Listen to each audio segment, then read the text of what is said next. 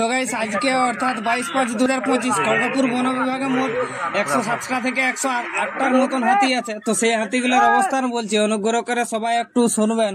কলাইকুণ্ডা রেঞ্জের নিশ্চিন্তাতে একটা হাতি, ইন্দখাড়াতে 45টি হাতি, শঙ্করবনিতে 20টি হাতি, বামদাতে 14 থেকে 15টি হাতি। এগুলো ছিল কলাইকুণ্ডা রেঞ্জের হাতির অবস্থান। এরপর চাঁদাবিলা রেঞ্জের বলছি, চাঁদাবিলা রেঞ্জের তপবনে 6টা হাতি, কেশরেখা রেঞ্জের খাস জঙ্গল 96তে একটা হাতি, লাখাইডিহিতে 6টি হাতি, নয়াগ্রাম রেঞ্জের উঠান নয়াগ্রামতে 1টি হাতি, খাস জঙ্গল 76-এ 6টি হাতি, বালুকঘোড়াতে 1টি হাতি, খাস জঙ্গল 110-এ 2টি হাতি, খাস জঙ্গল 53-তে 2টি হাতি, আর দামদাসলে 1টি হাতি, গোখুরপালে 1টি হাতি। এগুলো ছিল খড়গপুর বন বিভাগের মোট 107টা থেকে 108টার মতো হাতির অবস্থান।